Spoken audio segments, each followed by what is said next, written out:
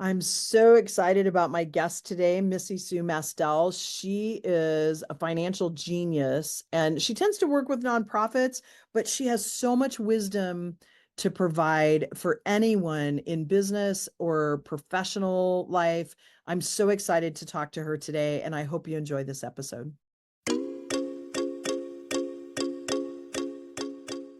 Welcome to Lead Your Life, the podcast for people who are seeking harmony in business and in life. My name is Debbie Heiser, and I'm an inner mastery and business mindset coach and the chief igniter here at the Lit Up Life. I feel an urgency to help people let go of past messaging so that they can make a lot of money doing what they love without sacrificing what they value most. Welcome. We're glad you're here.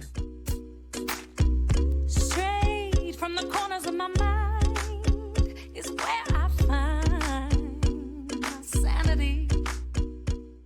It's a place, another land, another time. Hello, and welcome back to another episode of Lead Your Life with Debbie Heiser. I am Debbie Heiser. I help entrepreneurs make a lot of money doing what they love to do without sacrificing what's important to them. And I am really excited to have Missy Mastel on with us today. She is a powerhouse. Just in the 10 minutes that I've had a conversation with her, I am really interested in getting into some meat of what she does every day. And I think it's going to be really helpful for people. Hang on, because we're going to probably touch a lot of different topics in a 20 to 30 minute podcast here. And this one might even have to have a second podcast in a couple of months to finish following up on some. But I'm going to have Missy introduce herself. I always feel like people do a much better job of introducing themselves professionally and personally than I would do. So, Missy, please tell our audience who you are, what you do, how you show up in service in the world, and then we'll get into a conversation.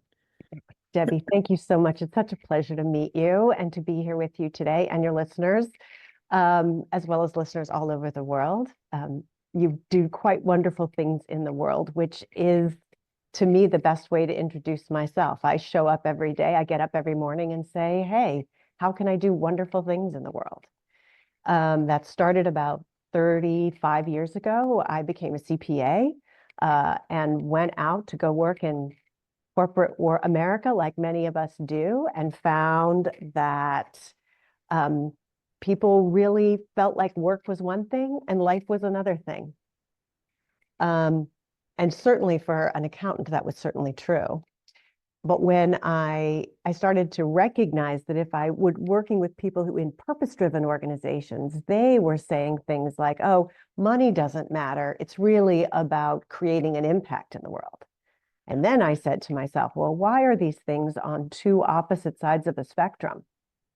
So I started an organization about 25 years ago called Mastel Communication. And what we do is we conjoin those two things. We say, why not make money and do purpose at the same time? Stop splitting yourself into, or 3 or 12, depending on the other things that you do, and make everything work together to bring you the happiness and fulfillment that you're looking for. Yeah, Missy, thank you for talking about that because wow, folks, right? Already so much meat in there. And because that aligns with what I do in the fact that, I do a lot of universal law teaching, and the universal law of polarity says both sides exist at the same time. And so to your point, it's just a part of life.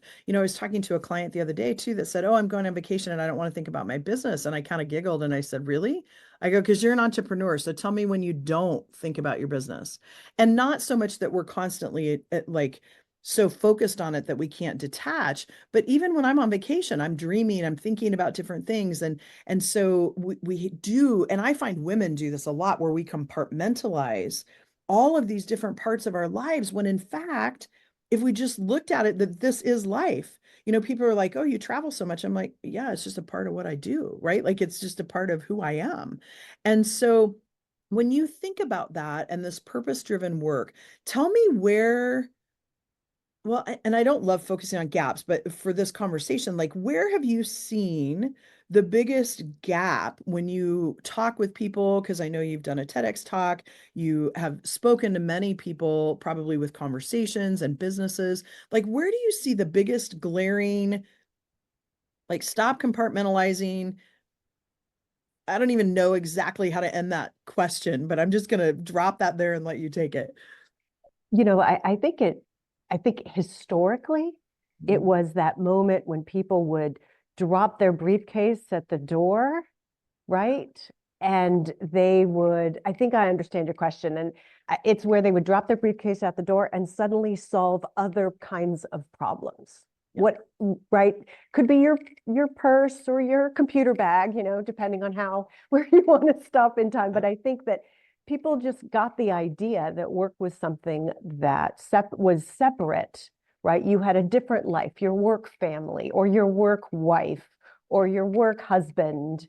And then you had a real family who was like your real kids and all of those things. But the truth of the matter is, and particularly for women, although it's true for men now more and more, um, you're if you think of yourself as a problem solver, as a puzzle solver, and I almost prefer puzzle to problem because they're not always like these difficult, can't, need a whiteboard or a massive quantum computer to fix it. But let's call it a puzzle, right? And you're always puzzle. Even when you're on vacation and you're sitting in the lanai and you're working on a crossword puzzle, Yeah. you're still puzzle. It's what we do as people. We are people who like puzzles and who like to figure things out. Yeah, I love that, Missy, because like one of my mentors, Peter Crone, says this, and I totally agree with this, that there really aren't problems in the world. There's circumstances. And we either like the circumstances or we dislike the circumstances. And when we dislike them, we tend to say it's a problem. Well, no, there's not really a problem. We just don't like the circumstances. So how do you change the circumstance? You solve the puzzle, right? And you go forward. So I love that. I might have to steal that as we go forward. By all So means, it's yours. thank you. So when you've noticed this, like, tell me a little bit about when you got into this work and opened this company and started to help people see that there's not these polarity opposites, that they coexist at the same time, and that you can do these things. I know you do a lot of work in nonprofit, so let's kind of go there. Like, what are you doing in the nonprofit sector? And we're going to go into some conversation about all the things that are happening right now. And so talk a little bit about that and how that has been morphing over the last year. Because Sure. nonprofits have been morphing for longer than the last couple of months that all the Well, well, changes have been well, happening. yeah. And actually, even as nonprofits have morphed, it's interesting because again, we have this we have this idea stuck in our heads, right? That working for a nonprofit means no money.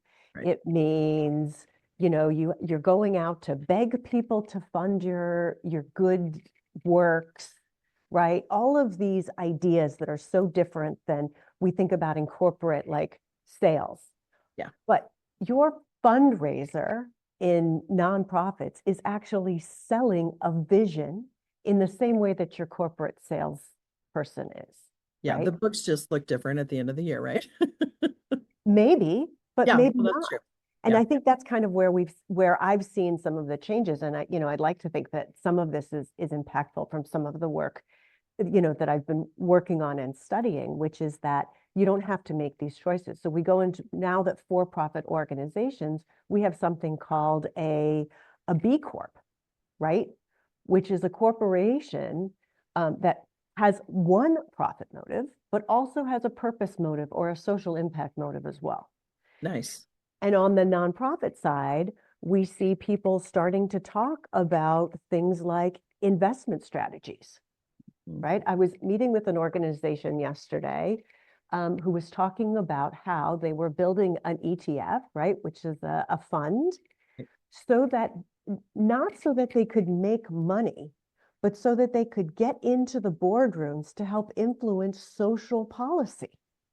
Oh, interesting. Now, the organization will make money because the organizations that they're trying to infiltrate are ones that have been maybe historically profit driven and need a little more social zhuzhing.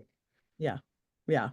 Yeah. And this coming together, right? As we're Mhm. talking about polar opposites, and to kind of circle around to what you were saying earlier, it's interesting as companies are starting to see that both of those things can exist at the same time, meaning the purpose and the, and having a purpose-driven work doesn't always mean it's a nonprofit either, right? Exactly. And so how do you do this in any organization, but having that purpose-driven work and realizing that, to your point, going into, if you were to go work for a nonprofit, it doesn't mean that you won't make money. They are a business. It has money coming in, it has money going out. It is a business.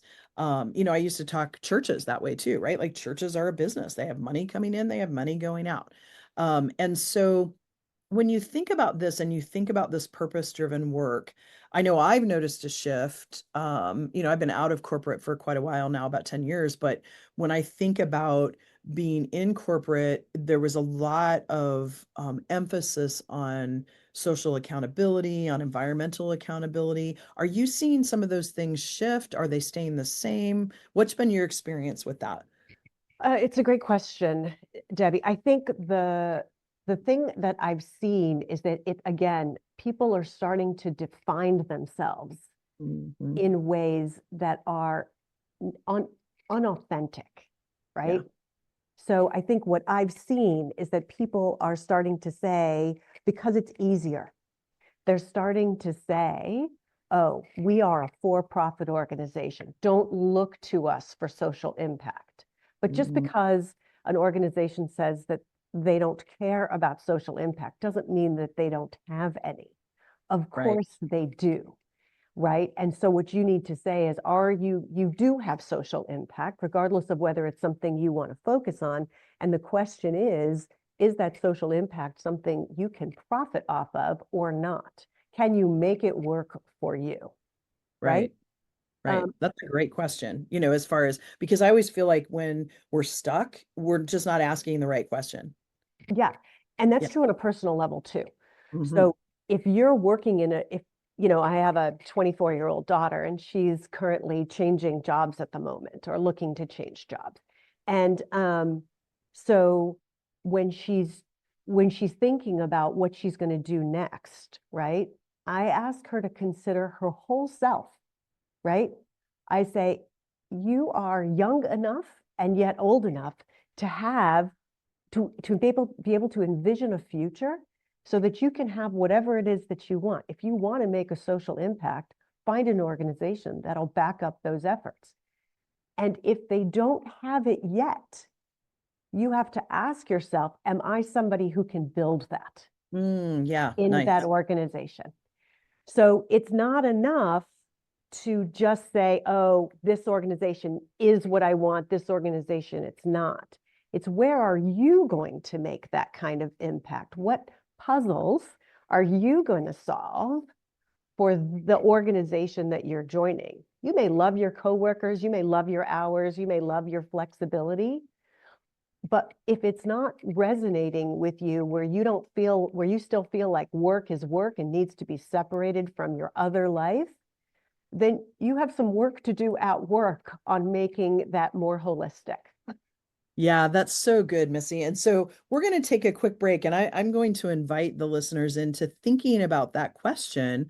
Where can you help solve puzzles within your organization? And this could be the organization that you pull a paycheck from. It could be an organization you volunteer for, whatever that is. Where can you help solve the puzzles versus this is wrong, this is right, I see a lot of finger pointing, Yeah. lately things versus can we come together and solve this? And put together something that's better than what it is today, right? Like leaving it better than what it was. So we're going to take a quick break and we'll come back and continue to dive into this. I want to give a quick shout out to my favorite online community for women entrepreneurs. It's called Build Her. If you've craved a space to connect with other women who truly get the journey, this is your space. We go live monthly for in-depth training on all things business, and it's where you'll get the latest news from the lit up life first. Plus a chance to swap stories, tips, and triumphs with an amazing community of women. It's welcoming, it's fun, and it's where we cheer each other on through every up and down of entrepreneurship. Join us and let's build each other up. Check it out at thelituplife.com/buildher. We are back with Missy Mastel. And before we left for the break, we were talking about this idea of your daughter having a job and saying to her, can you be the one that influences? Can you be the one that helps to solve this puzzle within an organization and kind of, I guess, for the lack of a better word, lead the charge, right? For social impact. And some people, it's okay if you say, no, I'm not, that's not fit for me. I understand that, right? Some people, that's not their wheelhouse. But it's a really good question to ask because I know for years as a leader in corporate, one of the things that I used to say is if you come with something that seems to be a problem or an issue or a break in a system, and if you don't know the answer, that's okay, but try to come with a like with a solution to solve that. And so that's kind of what I'm hearing you say too. So when you think about that, and you think about the work that you're doing, how do you impact the organizations that you're like, how do you help them solve puzzles? Well, I the important part about solving a puzzle is that every puzzle has steps to Yeah. solve it, right? You can't, you're not going to tackle everything all at once. You want to make sure that you have created the right plan, right? And what I've noticed recently in organizations is that a plan that's longer than 18 months is not ever going to get to its results, right? So true. I think so when people ask me, is this going to be the job for my future? Is this going to be the career I'm going to have forever?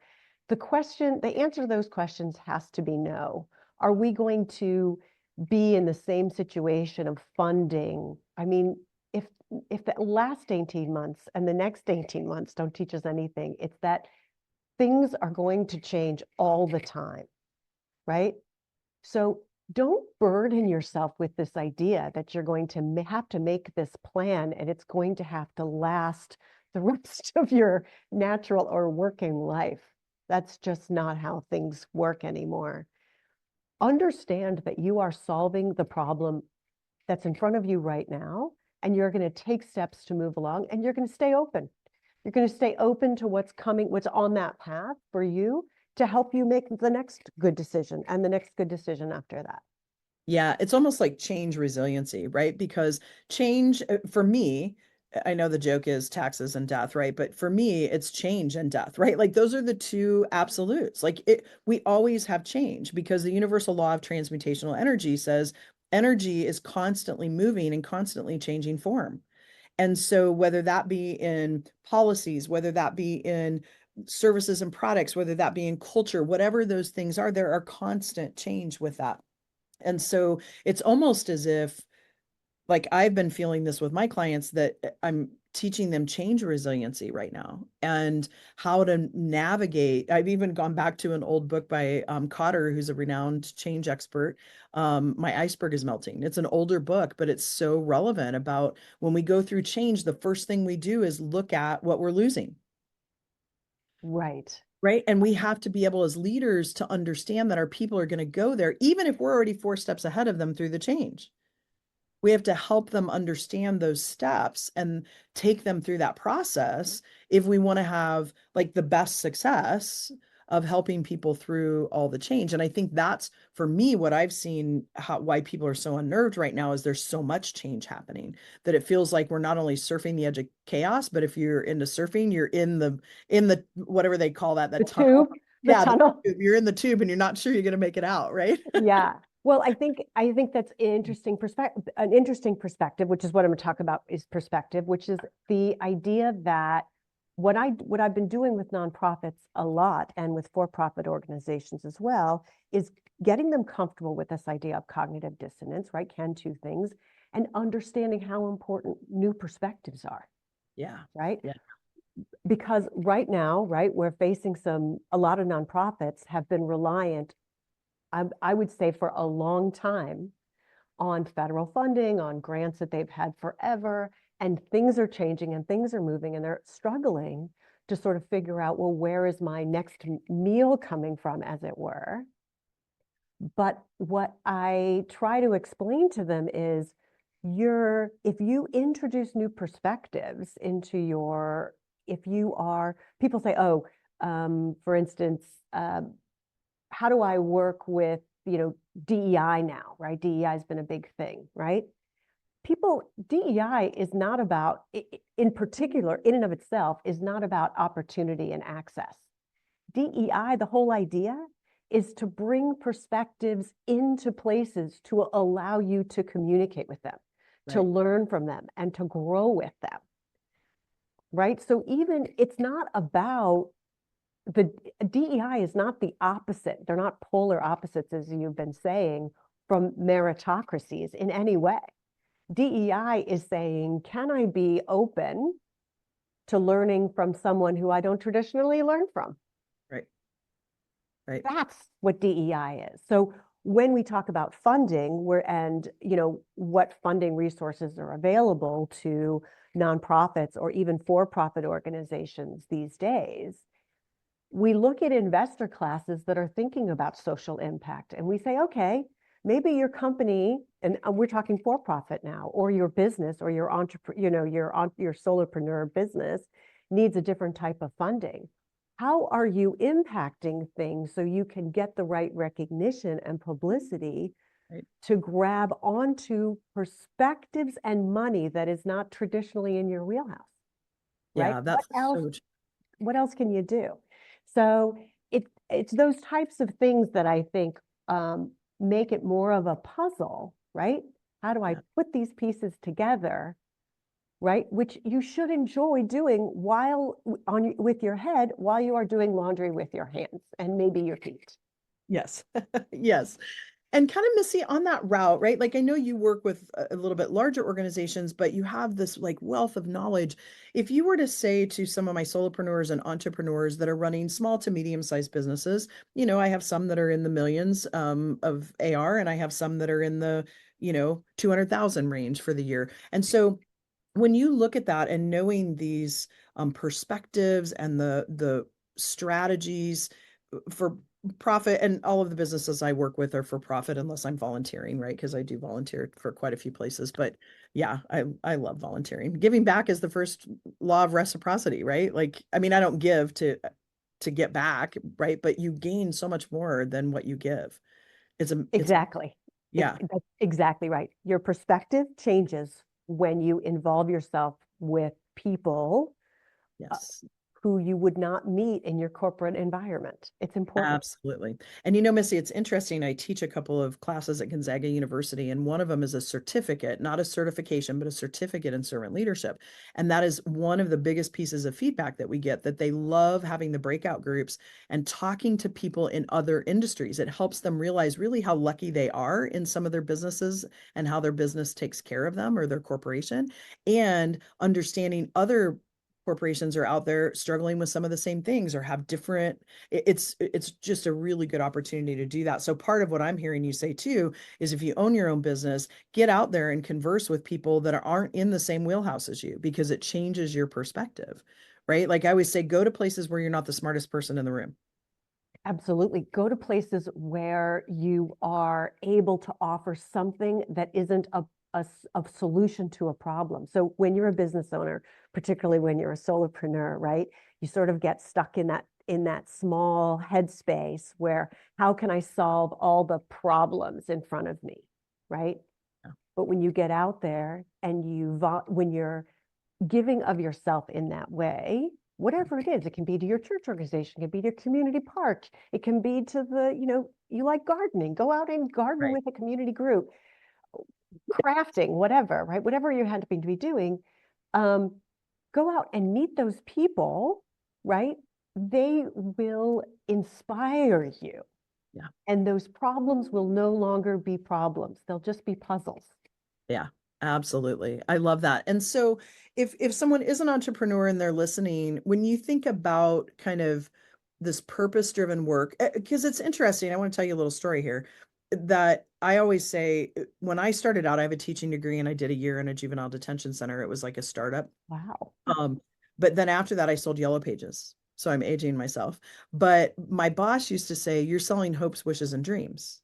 right? Like you're helping people bring business that will allow them to do the things that they want to do. And interestingly enough, that has been my purpose throughout life in whatever I've been doing. And it's come full circle. And that's what I'm doing today. But Mhm. it's in being a business coach and helping people understand leadership and how to go about doing those systems and processes, but also unlocking the messages that we've learned throughout our lives. So part of what I'm hearing you say about this purpose-driven life, and for me, that's how I help people have a lit up life, is figuring out what is that.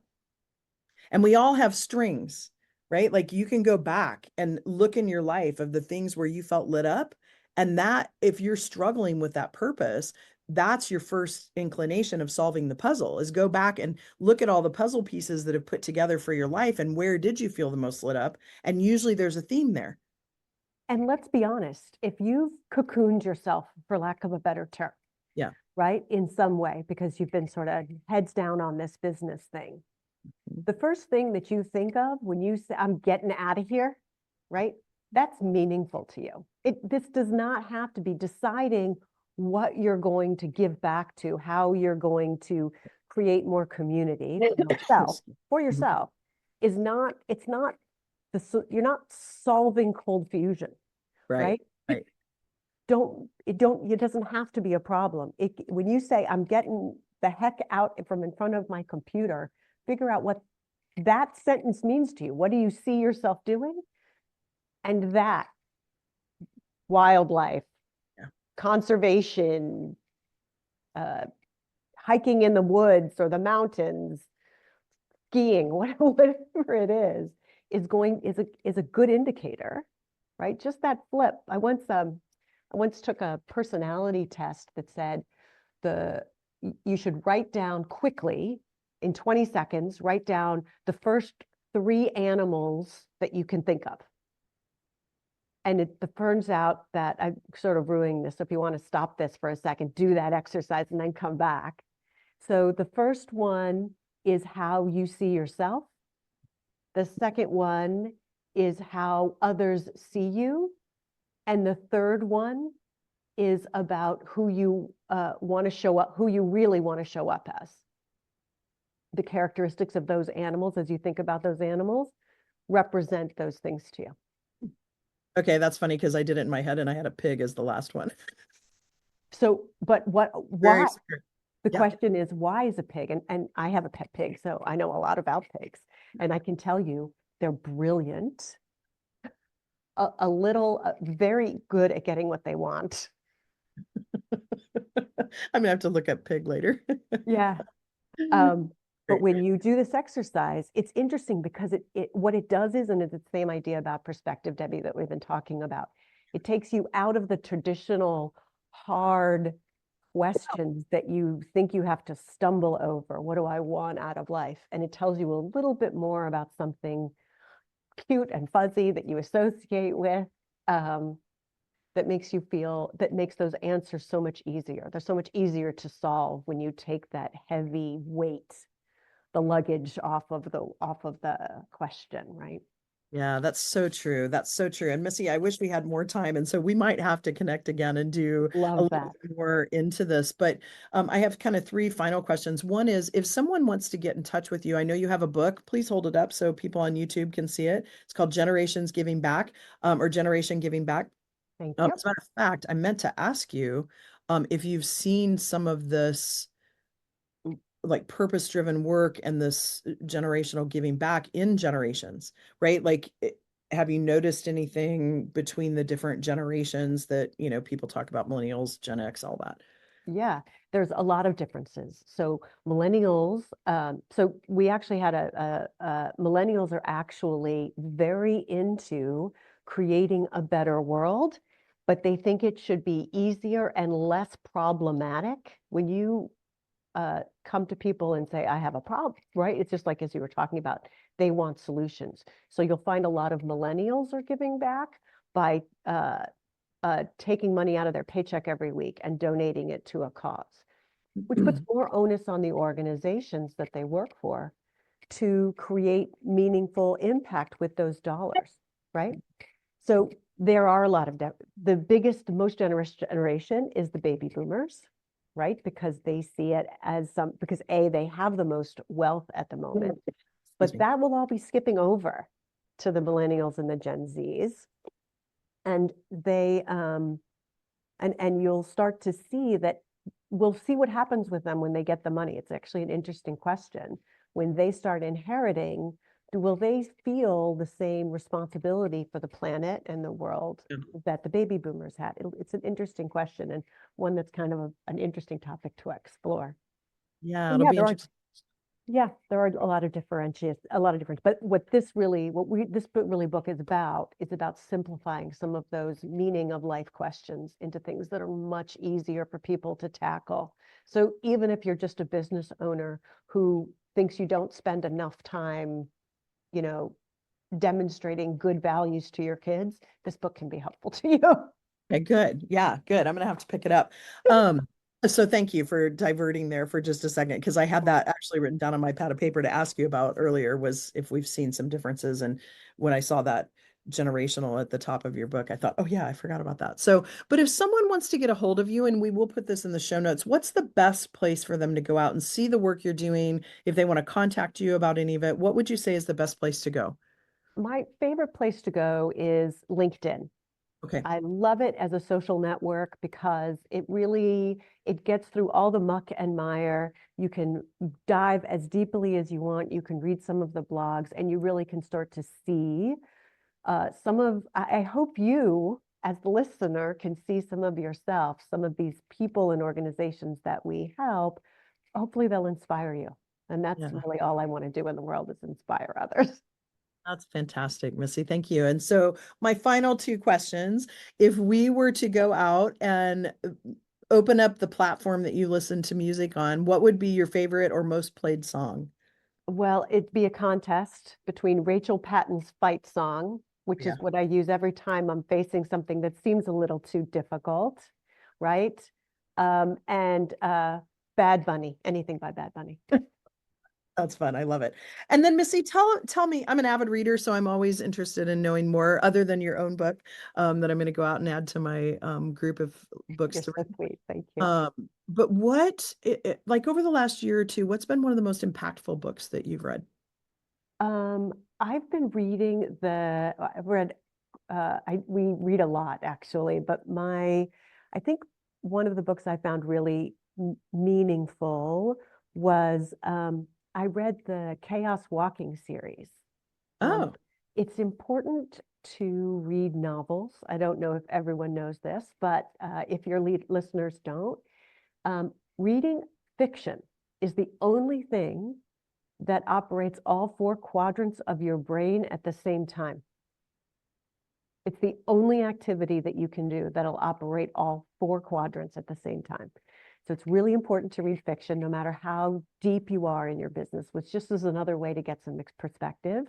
And the Chaos Walking series was a really good one about sort of a dystopian future, okay. um, where noise is um, where you can read other people's thoughts, or certain people can read other Oh, people's interesting. thoughts, and how that creates sort of an interesting worldwide, how do you create around something like that where Yeah. there's nothing hidden? Yeah, that's interesting. Thank you for saying that, because I tend to read a lot of nonfiction, and that is a goal of mine or an action that I want to take towards one of my goals this year, is to at least read one fiction book a quarter, like get going on the fiction. And so I picked up one book and it hasn't really grabbed me. So I'm going to take a look at this one. So Yeah, yeah, it's good. I mean, there's a lot of good fiction out there. there is. I think Mm. it doesn't matter if you're into historical fiction or it's just, but the imagination element is just so hard to trigger. And business owners, you need so much imagination to be a business owner. I'm so um, excited every time I get to talk to to people who own their own business, because they are like seeping imagination. They have to imagine a better world in order to bring something into it like that. I feel the So same way about mom. Yeah, we have to tap into our inner child because that's where our creativity and our imagination lie, right? And really, innovation is only a grown-up word for imagination and creativity. And so, yeah, constantly doing that. So, Missy, thank you so much for spending time with me and sharing. It And was a delight, Deb. You were amazing. well, thank you. You are too. And I look forward to continuing to connect with you in the future. Yeah. And with that, folks, it's a wrap. Check out the show notes for critical ways to get a hold of Missy. And Missy, thank you again. That's a wrap for this conversation. I'm so glad you've joined us. Remember to subscribe to the podcast so you can catch all of our future episodes, and visit us at thelituplife.com for details on how you can become part of the Lit Up Life community. A quick shout out to my friend Jackie Wilson and her friends, the creators of our amazing theme music. Thanks so much for allowing us to share this perfect song with our listeners. Looking forward to having you listen in to our next episode.